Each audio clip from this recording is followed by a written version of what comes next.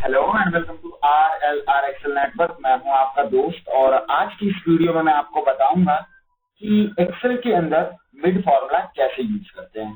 So mid formula जो होता है वो एक्सेल के अंदर करता क्या है कि अगर आपने किसी सेल के अंदर कोई टेक्स्ट लिखा हुआ है तो उस सेल के अंदर किसी स्पेसिफिक अल्फाबेट से अगर आप काउंटिंग रिटर्न करना चाहते हैं तो उसके लिए मिड फॉर्मूला को यूज कर सकते हैं। इसको और भी बेहतर तरीके से हम समझ पाएंगे जब इसको एक्सेल की शीट के ऊपर प्रैक्टिस करके देखेंगे।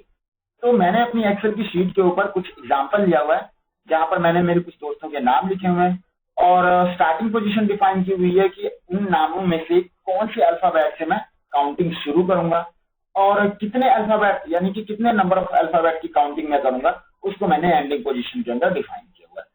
तो चलते हैं इसको एक्सेल की शीट के ऊपर फॉर्मूला लगा के जब देखेंगे तब समझ में आएगा कि मिड फॉर्मूला कैसे और किस तरीके से काम करता है।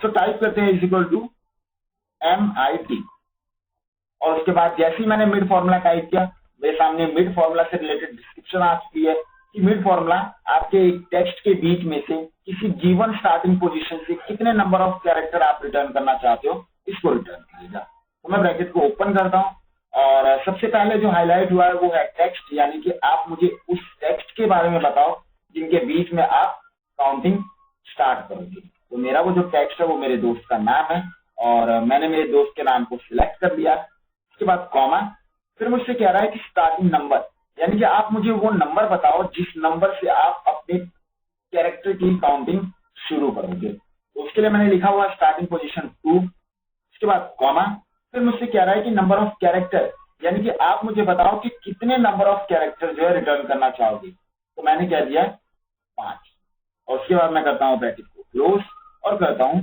एंटर।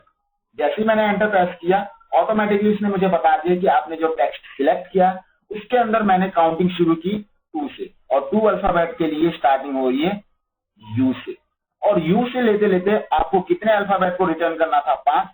तो उसने क्या किया कि 5 अल्फाबेट को रिटर्न करने की कोशिश की, लेकिन अगर आप आंसर में देखें तो आंसर में रिटर्न होकर सिर्फ 4 अल्फाबेट आए हैं। वो 5वां भी आया हुआ है लेकिन नजर नहीं आ रहा है क्योंकि मेरे टेक्स्ट के बीच में सनी और बजाज के बीच में एक स्पेस भी है और मिड फॉर्मूला ने स्पेस को भी काउंट किया हुआ है। अगर मैं यहाँ पर कर देता हूँ 6 तो ऑटोमेटिकली वो क्या कर देगा, स्पेस के साथ V को भी काउंट करेगा। ये देख रहे हैं आप, इसने ऑटोमेटिकली B को भी काउंट कर दिया इंक्लूडिंग स्पेस। तो अगर मैं बाकी रिटर्न स्पेस देखना चाहता हूँ, अपने बाकी आंसर्स को देखना चाहता हूँ कि फॉर्मूला लगाने के बाद उन पर क्या इंप्लीमेंट हुआ है, तो करेंगे Ctrl+C और शिफ्ट के साथ डाउन एरो की से सिलेक्ट करते हुए कर देंगे Ctrl+V।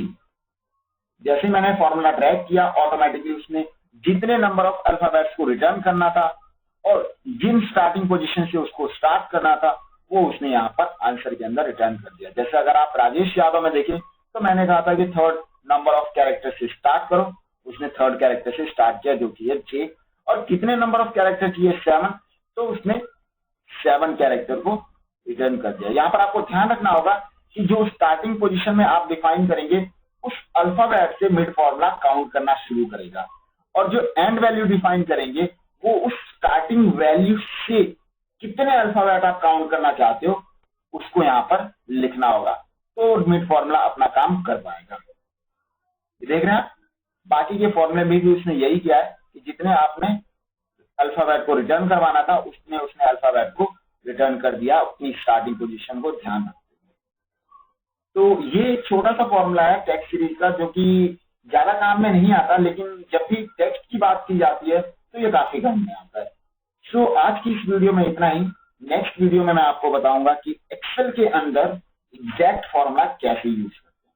तो तब तक के लिए थैंक्स।